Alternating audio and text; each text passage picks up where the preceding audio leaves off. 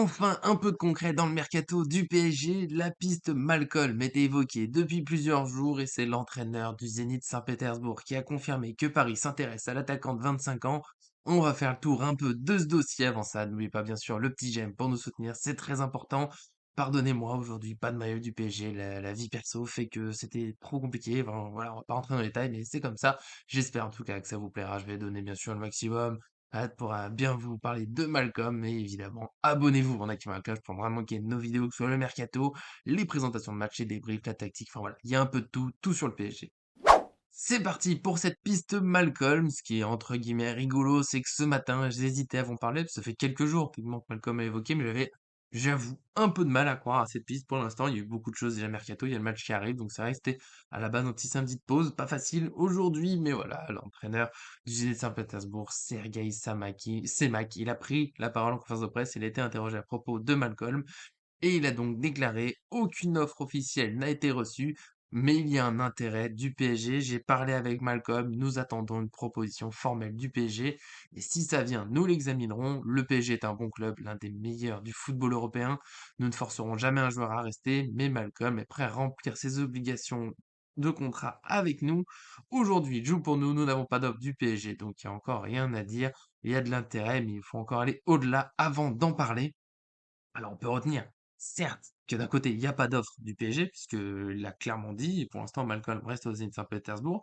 Mais d'un autre côté, dans un mercato qui est pour l'instant particulièrement flou, même s'ils sont un peu flous tout le temps, mais là on tourne beaucoup sur du il intéresse pas, lui intéresse, mais lui non, mais lui si, mais non, mais je vous le jure, mais peut-être que.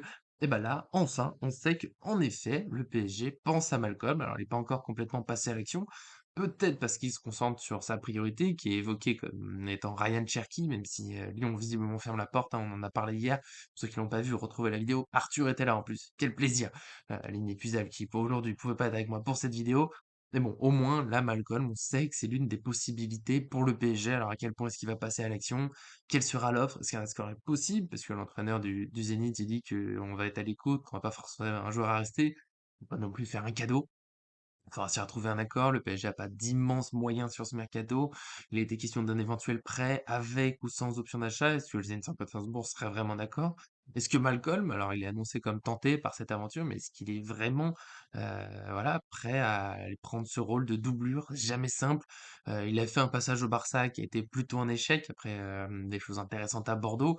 Là, il se relance bien au Zenit Saint-Pétersbourg, hein. Il est à 15 buts, 7 passes décisives en 23 matchs. Bien sûr, c'est un excellent bilan.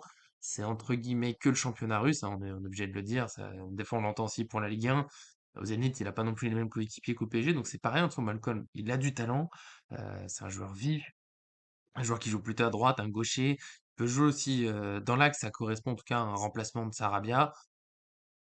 C'est dur pour moi de se prononcer. Comme j'ai dit ce matin, j'y croyais pas trop à cette piste parce que c'est pas, voilà, c'est pas ce qui me fait rêver. Je continue de penser que le PSG devrait chercher un peu autre chose. Ils ont des joueurs prêts à décrocher, à faire du jeu. Pour moi, il manque toujours quelqu'un, un coup de pied à surface, qui va mettre des buts, qui va faire des déviations, qui va faire des têtes. Qu'est-ce qu'on en manque au PSG d'un jeu de tête?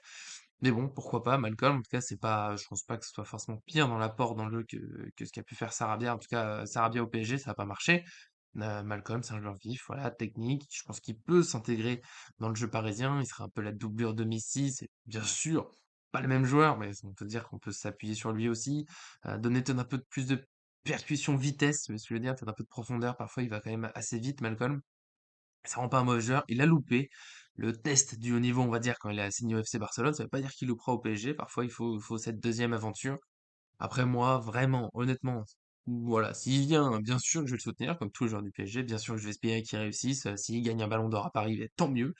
J'ai un peu de mal à croire que ça sera, voilà, une grande réussite. J'ai un peu peur que ce soit encore ce recrutement qui ajoute du nombre, qui fait une doublure, et puis dans 6 mois, un an, on se dise, bon, eh ben, on va peut-être le remplacer, parce que ça marche pas.